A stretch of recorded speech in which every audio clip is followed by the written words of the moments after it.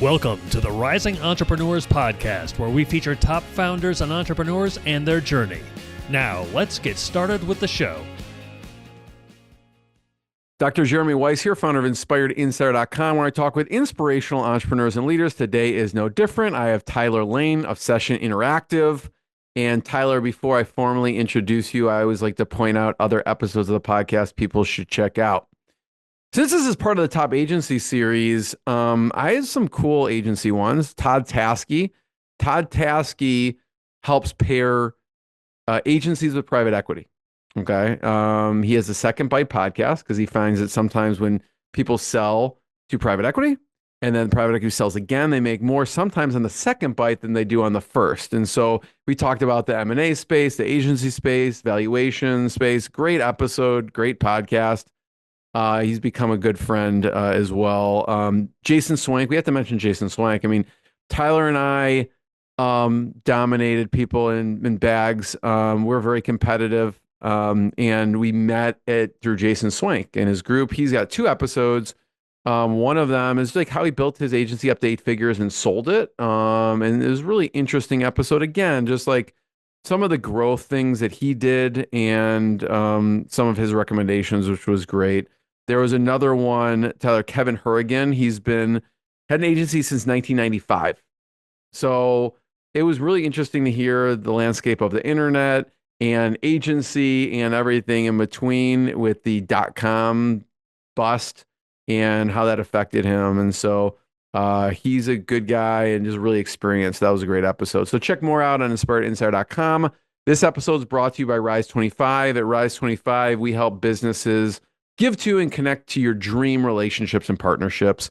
How do we do that? We do that in two ways. One, we help companies launch and run a podcast. We're an easy button for a company to do that. We do the strategy, accountability, and the full execution and production. And number two, we're an easy button for a company's gifting. So we make gifting and staying top of mind to your clients and partners and prospects easy, and even staff, Tyler. So like people will send us their address list. We will literally curate the gifts. We'll put their branding on the box. We'll send it to them in a campaign over sometimes years. So we call ourselves kind of the magic elves that run in the background to make it easy for a company to build amazing relationships. You know, because for me, the number one thing in my life is relationships. And I found no better way over the past decade to profile the people I admire and the companies on the podcast and send them sweet treats in the mail. So Tyler, I don't know if you've gotten any, but you probably will. So not yet, but I'm looking forward to it. Okay, yeah. Cool. I'm excited to introduce Tyler Lane. He's the founder and CEO of Session Interactive. Session Interactive is a results-driven digital marketing agency which transforms how brands grow online. And he has over 15 years of success in SEO, marketing, automation. I mean, you name it. When I look at his website and what he's done, he helps companies do this. And he builds really a data-driven campaign to outperform the industry benchmarks. He's all about data, right? And so we're going to get into that. Tyler, thanks for joining me. Thanks, Jeremy. Good to see you. Thanks. Appreciate it. Yeah. So just start off and talk about Session Interactive and what you do. And while you do that, I'm going to pull up the website and we're going to poke around. Let's do it. Yeah. So Session is a search forward agency fixating on 3 main departments, primarily SEO, which is a broad acronym. It's changing rapidly in the space with AI and a number of other things, getting into generative engine optimization, technical optimization, off-page work, content marketing, you name it. Then we have our paid media department, which is primarily paid search, paid social with a bit of programmatic. And then lastly, which is definitely our core differentiator amongst our experience, but is around analytics. That's primarily web analytics, immersion across Google products, Adobe products, you name it. We're immersed in there, providing value and attribution-based insights. Talk about the analytics for a second. I know that you geek out on analytics, and everything goes back to really analytics. And when we talk about truly running data-driven campaigns, it's all about the analytics. What have you seen? Because you look under the hood, right? You've gone in there, you look under the hood. What are the mistakes people are making in the analytics realm?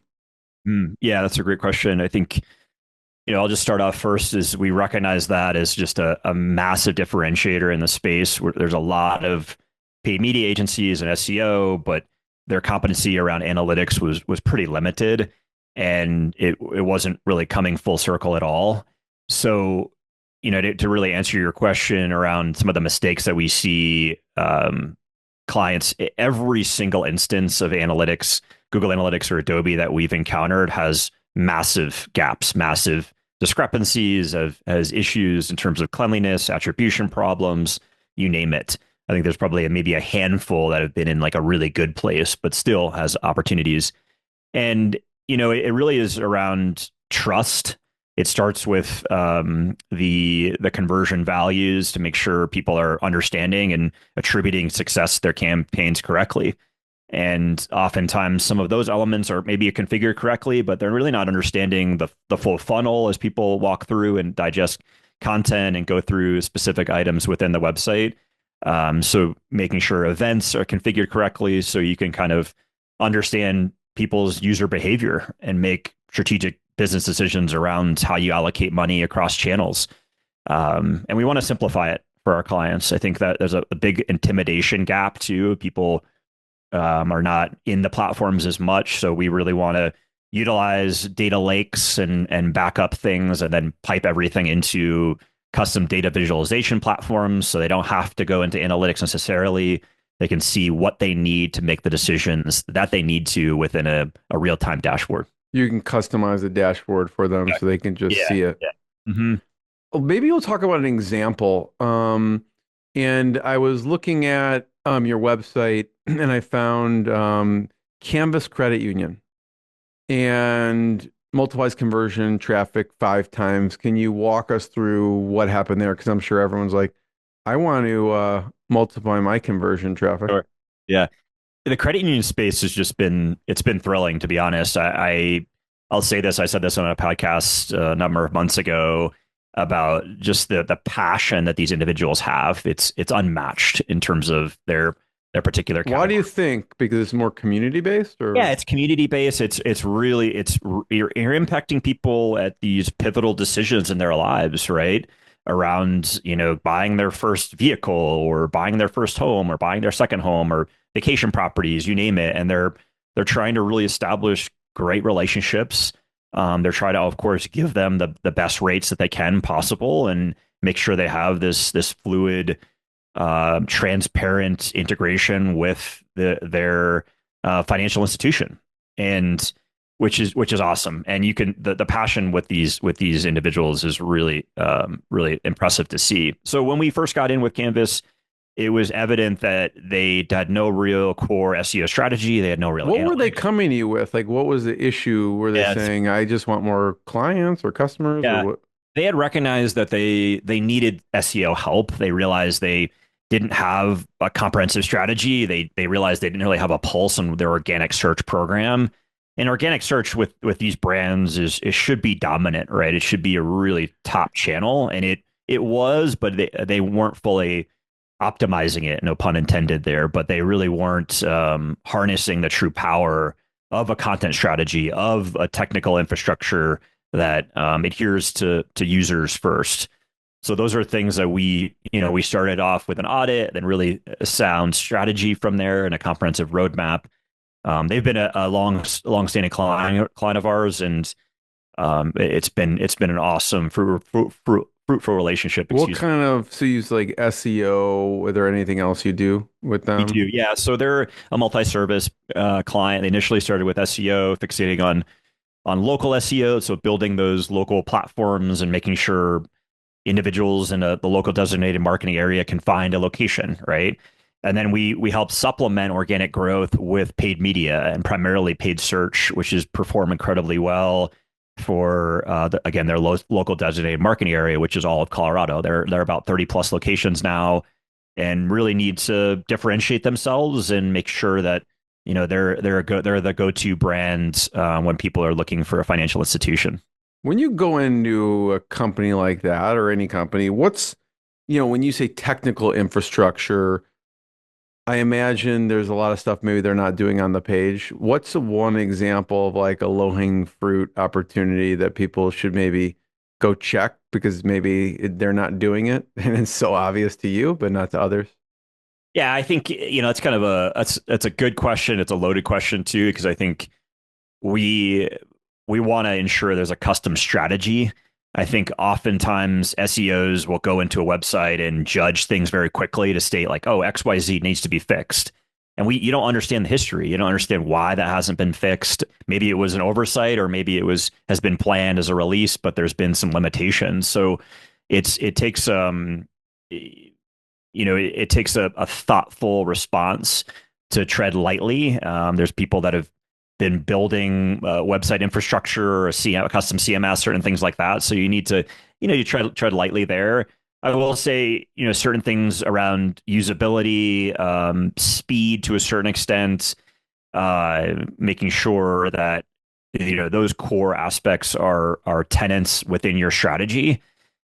Back to the analytics really quick outside of SEO. Well, it integrates with SEO, but is really around conversion tracking correctly and making sure that's set up and integrated. When we had first onboarded Canvas and a number of clients like them too, their attribution from an application, that's really what's their goal, right? Is to ensure They that want someone coming on, they want applying for a loan or something like that.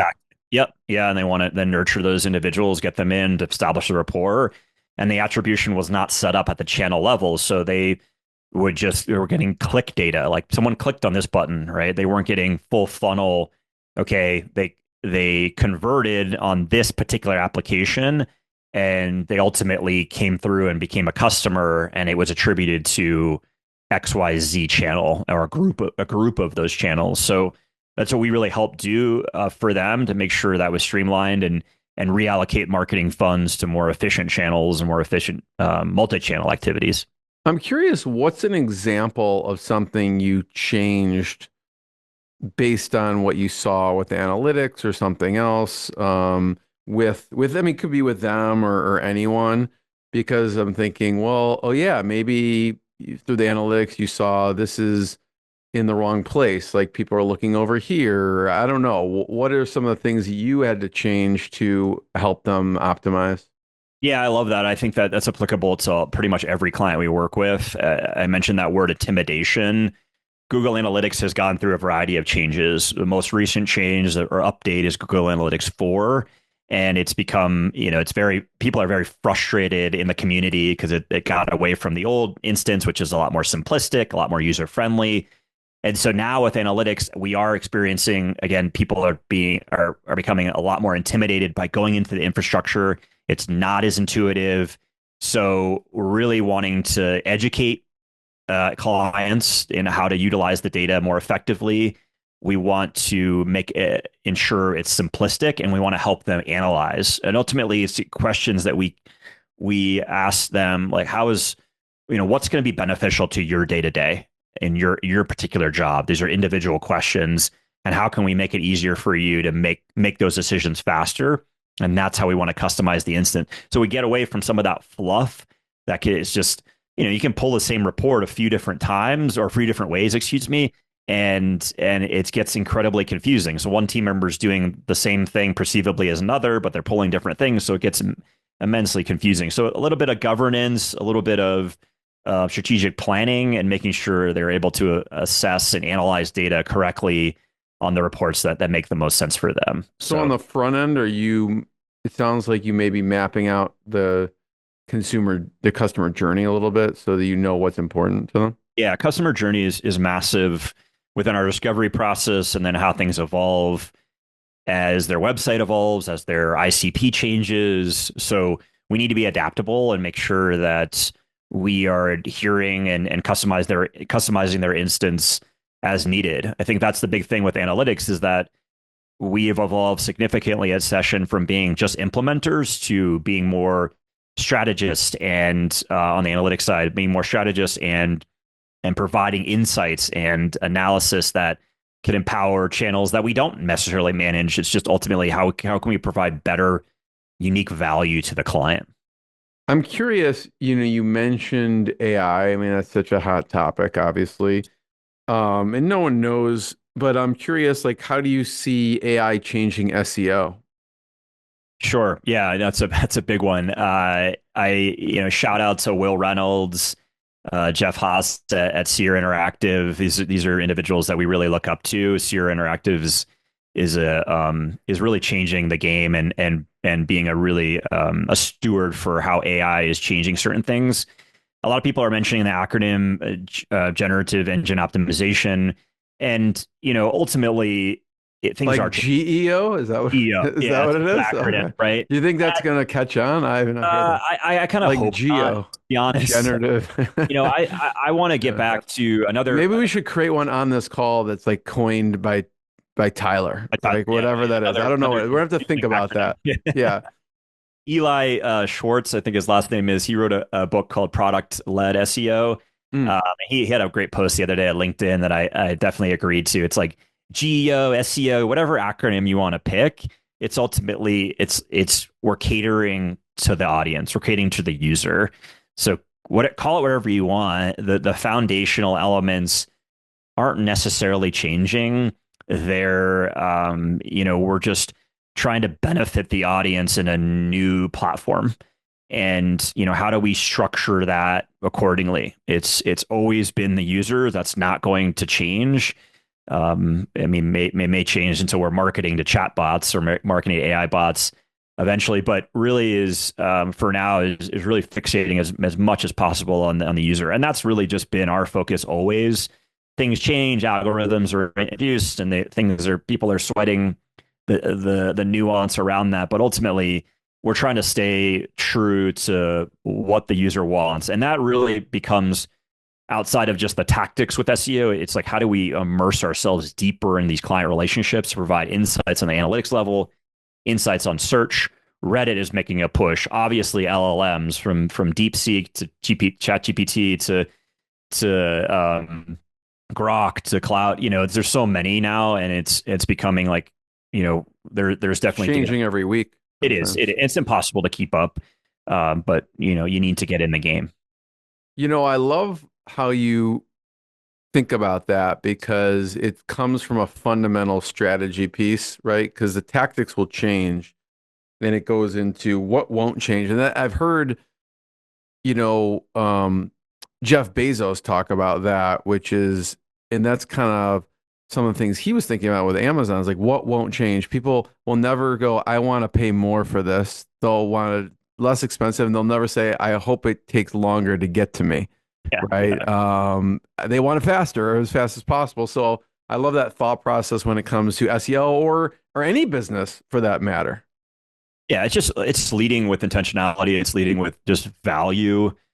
There's definitely a lot of words to say, but like trust and transparency, that's how we've been able to build great relationships. And it's not arbitrary upselling. It's value based strategies to help adhere to your goals, right? And that's really where we want to come into play. And if we're not a fit in terms of our model or our structure around SEO, we'll refer you out, right? I think that's the big thing is we want to make sure you're getting as much value as possible with your strategic relationship with us. I'm going to, we'll get into some other examples. I know credit unions, Sure. there's e-commerce companies, there's a variety of companies. But what I think about is you have an interesting trajectory in your career, and we're talking SEO, paid search, and from the agency side, I'm wondering kind of the evolution of the services. But even before that, I just want to give a quick overview of your. We could speed through it, right? But I mean, at one point you worked at IBM, Mhm. right? And a fun fact, I didn't realize, from my research that you actually played rugby Yeah. in college. But just fast forward me through your career a little bit. Like IBM, what were you doing there, and what was after that? Yeah, let's be clear. Like I was working for IBM, but I just graduated and I felt I was like, oh, okay, I'm gonna get a job, and I got a job, and it was obviously at IBM in Essex, Vermont, Essex Junction, Vermont, and I literally was pushing a cart of pens and pencils to different areas across this massive plant. And I slowly got into some graphic design, and I got into offering some other skill sets around marketing. But yeah, that was a interesting place to be, but a great perspective, and showed me where I don't want to be. But it also really Why is that? Just because the corporate world? more like, yeah, it was a wafer manufacturing plant, a really interesting place. At the time, that plant was responsible for like any chip that was in a cell phone was coming out of that plant. So I got to go into the wafer, the clean rooms, and got to go take a look at all these different cool things about what was happening. Which again, unique perspective. It said, cool, that's awesome. People had been there for 30, 40 years, which is really impressive. Some really brilliant minds. That's when Watson was coming about too. So, but that really allowed me to say, like, this is not what I want. I'm not an engineer either, so I wanted to be more creative and a little more flexible than that was offering there. So fast forward me through. So IBM, then what after that? IBM, and then I knew I had a desire to move to the mountains, so I was in Vermont at the time, from Maine originally, and my sister was living in Colorado, and she would invite me out periodically. I'd scrounge up what money I had and go visit her. And you go from skiing at Stowe, Vermont to Vail, Colorado. It's a difference. And so initially I wanted to be a ski bum. I'm like, I'm gonna just go out there and be a ski bum. And I quickly found out ski bum doesn't really pay that well. So I Were continued. you gonna teach classes, or what were you gonna do? Yeah, I mean, I was thinking about being an instructor, things like that, but I didn't really interest me. So I decided to reach out and kind of move it. I moved into my sister's for a couple of months and found a job and started consulting a little bit on the marketing side, and then ultimately got a job client side doing marketing for a health and wellness company. So talk about the evolution of your services when you first started. Mm. What did you decide to do, and then how did that evolve? Yeah, I love that, Jeremy. I mean, I think I'll back up even more a little bit. Just like my the health and wellness company that I started out, they allowed me to get a ton of exposure to different things, through PR, through SEO, paid media, traditional media, you name it, because we were contracting with a lot of different agencies at the time. So that exposure was incredibly attractive to me, and I was like, whoa! I immediately gravitated to analytics and SEO and other things. Fast forward, after I went through a number of agencies, I realized that I'm going to test this out and see if I can consult. And to be totally honest, I got let go. I got fired from 3 different agencies here in Denver, and it's a story I don't really tell very often, but it's something I'm actually proud of. I have great relationships with them still, some more than others, but I learned different things from different agencies, and then ultimately the last agency, Location 3, which I was at, let me go. And they gave me a month or so, and they were really kind to me. They're good people over there. But and then I was like, all right, I'm going to test my network out and see what happens. I'm going to do some consulting here and there, some analytics work, some SEO, CRO, and it took I got some traction. And within the first year, it was going really well. I got really lucky. I don't know about lucky, but Yeah, right. when Exactly. hard work meets opportunity. Sure. Yeah, create the luck. Um, Create the luck. yeah. Yeah. Um, and if it's personal, you don't have to share, but I'm curious, like, you're an upstanding guy, I know you're detail oriented, you're smart, you're hardworking. Why were you fired? Yeah, no, I think so. The first one was Intelligent Demand. I was there for about 8 months. John Common runs that. He's a prolific individual, really compelling guy. Did a lot with marketing automation. I was just, didn't have a lot of experience.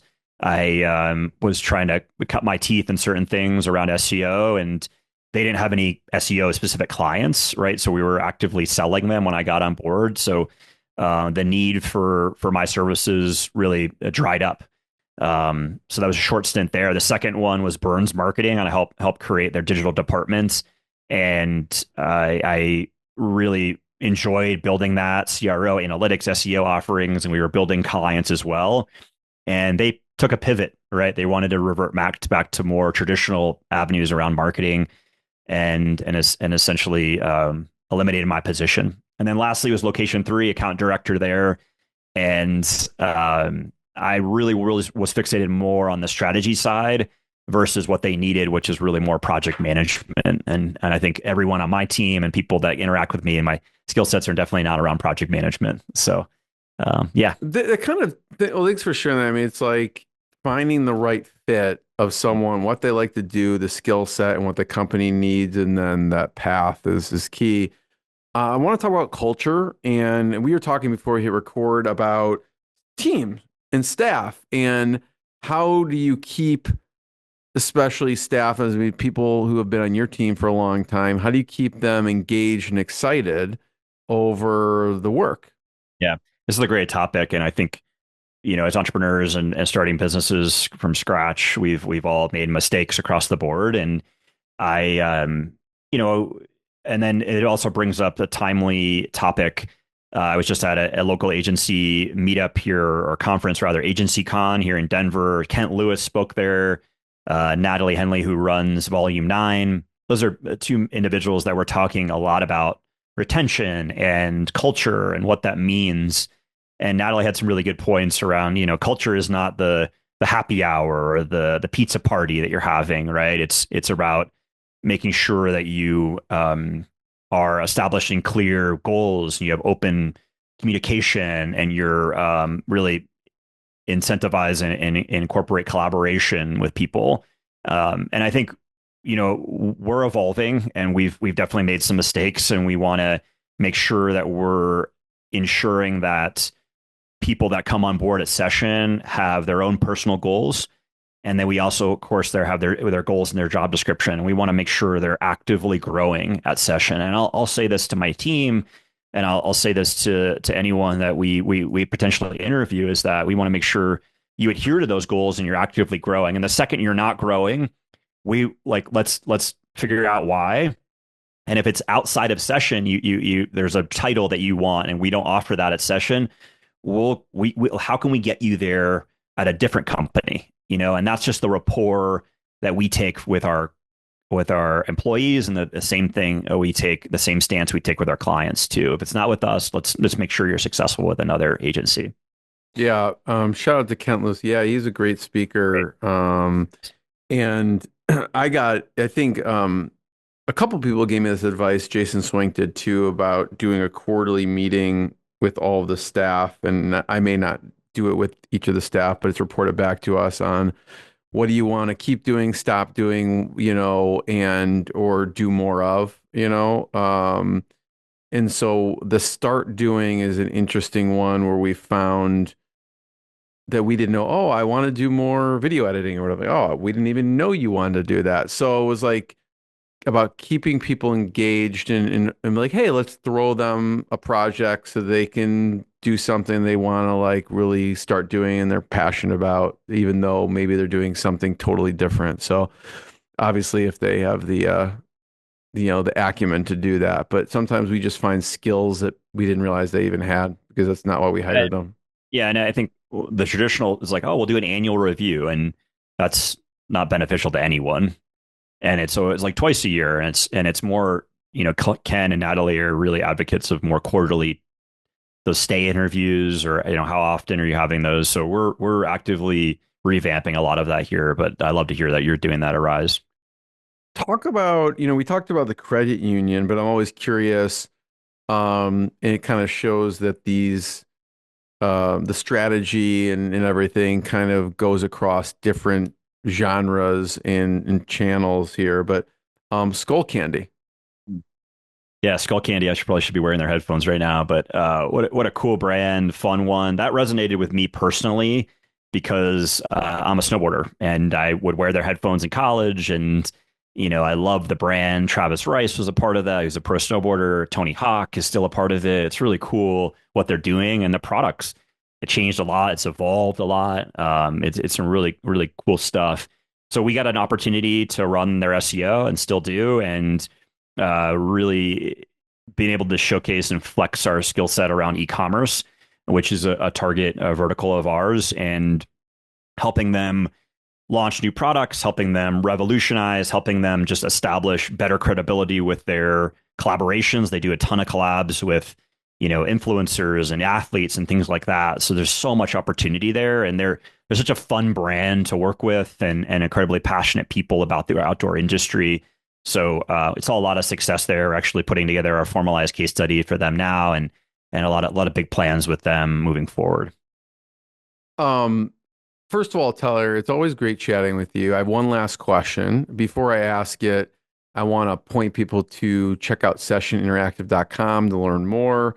And this kind of parlays into this question, which is some of your favorite resources, right? It could be podcasts, it could be software, it could be books. But start with your podcast and a couple favorite guests that you've had on, and then, just rattle off some of your favorite software, podcasts, or books.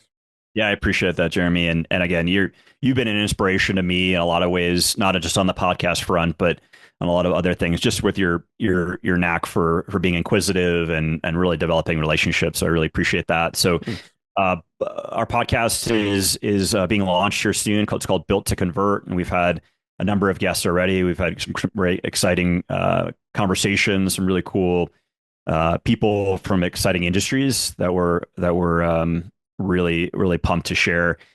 A couple of guests there. Mark Minton, he's here based in Colorado. He runs Gravity Global, their mid-market division, which is a global agency specializing in a lot of different things, from search to website generation to all sorts of items, creative, et cetera. He's a mentor of mine, and he gives me a lot of inspiration. He leads the AI Council over there too, so we collaborate a lot there. Ryan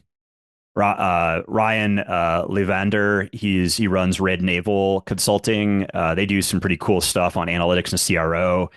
Technically, they're a competitor of ours, but hey, there's enough business out there, and he does some just great progressive stuff with analytics and CRO and just immersing himself in the data.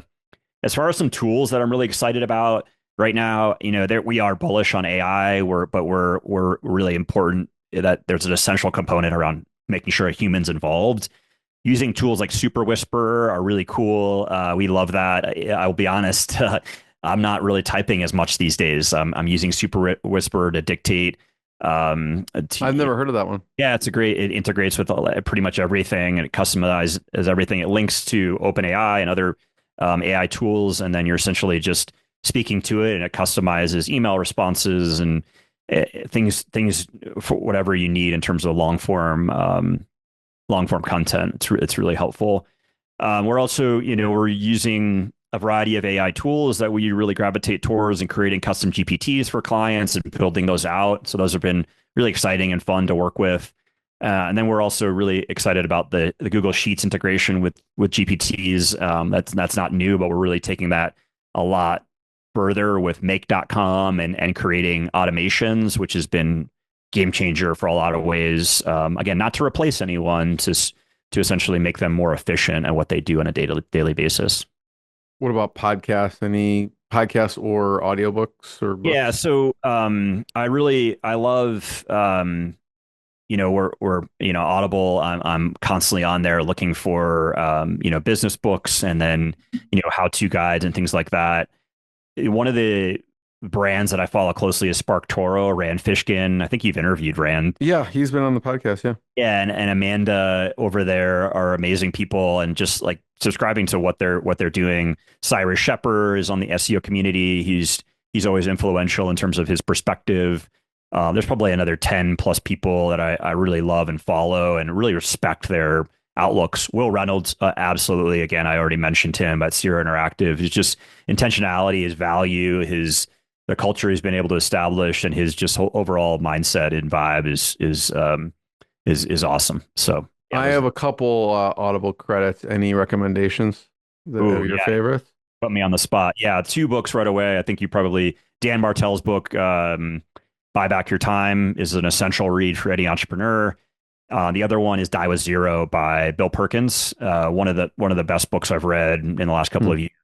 I think I actually have the physical version because someone sent it to me, but I do not read. I only listen. So I think I have to get that on Audible. Yeah. Yeah, no, it's those 2 in particular are awesome. Tyler, first of all, I wanted people to check out Session Interactive.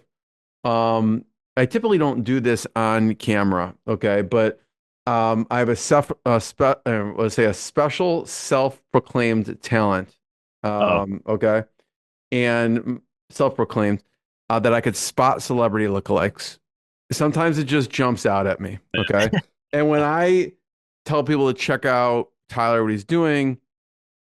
And so you'll show this to your wife and see if she agrees or not.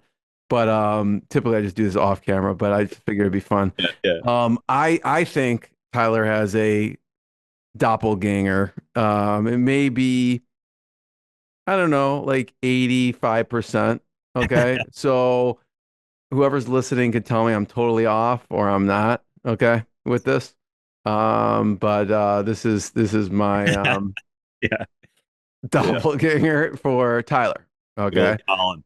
Yeah, Colin Farrell. So I'm like, oh, you'll meet Tyler. He looks like Colin Farrell. So someone could disagree or agree with me. That's fine. But really, what matters if Tyler's wife agrees with me or not. So, Yeah. but One of my buddies will likely joke that I'm more the penguin. He's the penguin version, right? I didn't see that character, so I don't Yeah, know. yeah. But no, thank you. Everyone check out Session Interactive and more episodes of the podcast and we'll see everyone next time. Tyler, thanks so much. Thanks, Jeremy. Appreciate your time. Thanks for listening to the Rising Entrepreneurs Podcast. This episode is powered by Rise 25. Please subscribe and check out future episodes.